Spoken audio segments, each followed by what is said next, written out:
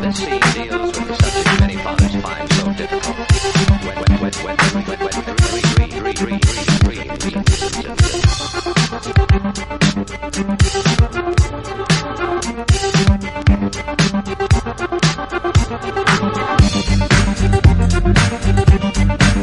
Welcome to Podcast V0.1, where we break down the latest research and tools for curious engineers. Today, we're diving into a fascinating piece of research that might just change how you think about your CI/CD pipeline. Get this. Your pipeline is likely failing much more and much earlier than you probably realize. A new study titled Good and Bad Failures in Industrial CI/CD, Balancing Cost and Quality Assurance reveals some startling numbers. For every 3 failures your CI/CD pipeline catches after code is merged, it's actually catching 5 failures before the merge. And if that's not eye-opening enough, consider this. There are roughly 15 times more checks running before your code even dreams of hitting the main branch. This isn't just a minor detail. It fundamentally challenges where most of us, and most CI/CD optimization tools, focus our efforts. It strongly suggests we might be meticulously optimizing the final assembly line while ignoring more significant and fixable issues happening earlier in the workshop. So what's the core problem this paper tackles? It argues that the traditional focus on CI/CD optimization often overlooks the most critical and, paradoxically, the most fruitful stage for improvement, the pre-merge phase. Think about it. How often do we hear about speeding up the main build, optimizing deployment, or making post-merge integration smoother? All valid, but this paper introduces a powerful distinction. Good failures versus bad failures. A good failure is one caught early, in the pre-merge phase, when you, the developer, are still working on the feature branch.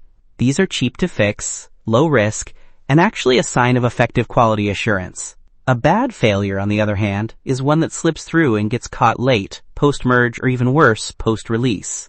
These are the expensive, disruptive ones, causing rollbacks, hot fixes, and widespread team headaches. The central message here is that by truly understanding and then strategically optimizing this pre-merge phase, where individual developers often bear the brunt of issues, but where fixes are quick and contained, organizations can achieve a much better balance between development speed, operational cost, and robust quality assurance.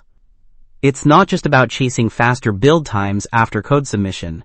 It's about making the entire development lifecycle smarter and more efficient from the get-go. To get to these insights, the researchers conducted an empirical study involving 8 participants from 4 different software companies, ranging from large enterprises to small startups, all in the embedded software domain. They held in-depth discussions, looked at real-world CI/CD practices, tooling architectures, and the strategic decisions companies make around adopting and evolving their pipelines. One of the first key ideas they propose is a redefinition of CI/CD process milestones. They found that the distinction between continuous integration and continuous deployment can often be blurry in practice. Instead, they highlight 2 much clearer, universally recognized milestones: code merge and product release.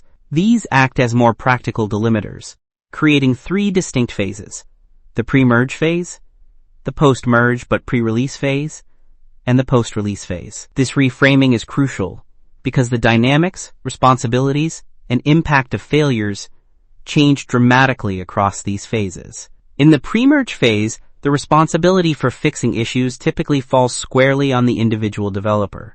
Failures here, while potentially frustrating, are localized. Contrast this with the post-merge phase, where responsibility shifts more towards the team or organization, and failures can block others and have wider impact. The study also observed that tool coexistence and migration are common.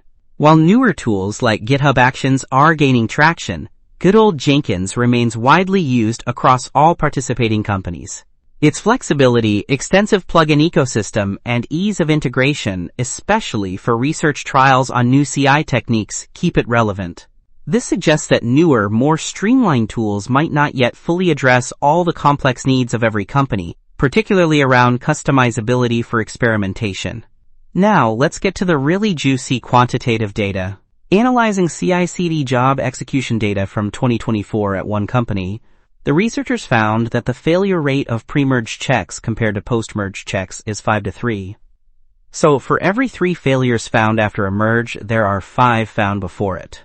Crucially, the paper notes this 5-to-3 ratio might even understate the true discrepancy. Why? Because many post-merge failures are sticky. They get counted repeatedly until a fix is applied and propagates, conservatively overestimating the number of unique post-merge failures. Beyond just the failure rate, they also found that the overall ratio of checks run in pre-merge versus post-merge is approximately 15-to-1. 15 times more check runs are happening on developer branches. This highlights an incredible imbalance. A key contributor to the higher pre-merge failure rate is simply the significantly greater number of jobs per check run in this early phase, as developers try to catch issues up front. These findings strongly suggest that optimizing the pre-merge phase could drive much more immediate and meaningful improvements than solely focusing post-merge. This brings us back to good versus bad failures. This reframing encourages seeing early pre-merge failures not as mere annoyances, but as valuable opportunities for cheap, effective, quality assurance. Each one is a potential post-merge crisis averted. However, the study found industry is cautious about aggressive early-phase optimization like build skipping. Practitioners prioritize early fault detection and are hesitant unless techniques provide trustworthy and explainable justifications. This caution is understandable and points to a challenge for tool developers. If you're building AI-driven predictive tools for CI to predict build outcomes pre-merge, which 3 of the 4 companies in the study expressed interest in, they must be transparent and trustworthy. Another interesting highlight is the identification of flaky tests and intermittent failures as major contributors to CI/CD job failures, a common pain point for many engineers. For one company, issues with software configuration management and product configuration management were also key failure points, particularly in infrastructure and configuration-related jobs, especially when ensuring hardware and software compatibility for release. So what does all this mean for us as software engineers? The paper underscores that individual developers feel the impact of CI bottlenecks most acutely during the pre-merge phase, the phase of long wait times and frustrating debugging. If this phase has 15 times more checks and a higher unique failure rate, focusing on its health could massively improve team morale and developer experience, not just efficiency metrics. Current research and tools often target post-merge optimization, like test case prioritization or build skipping, potentially missing the developer's immediate pain points. This study clearly identifies the pre-merge phase as an underexplored area for low-risk, high-impact improvements.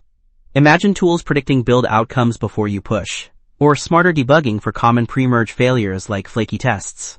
The paper notes that manual error resolution still dominates pre-merge, highlighting a significant opportunity. What practical strategies could reduce these good failures pre-merge? The paper suggests predicting build outcomes at runtime or during pre-merge is a key interest, with 2 companies exploring generative AI for this. Reliable early warnings or fix suggestions would be a game changer. Tackling flaky tests head-on in pre-merge is another clear avenue. For companies, distinguishing good pre-merge failures from bad post-merge ones is vital for balancing cost and risk. While early phase optimization is tempting, it can't compromise later stability.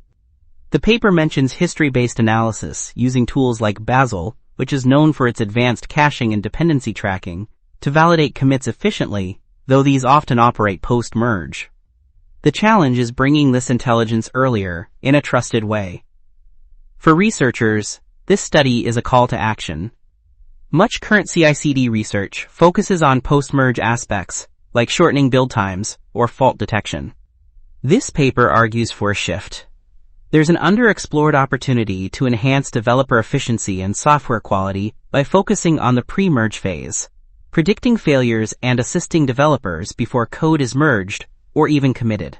The authors plan future work on developers' pre-merge support needs and the role of large language models. In conclusion, this research provides compelling evidence that the pre-merge phase of CI/CD is a critical battleground for software quality, speed, and cost efficiency. By shifting our focus towards understanding and improving this early stage, embracing good failures, and developing tools that support developers where they face the most friction, we can unlock significant improvements. The data is clear. The pre-merge phase is voluminous, failure-prone, and ripe for innovation, perhaps it's time we gave it the attention it truly deserves. That's all for this episode of Podcast V0.1, and remember to stay curious.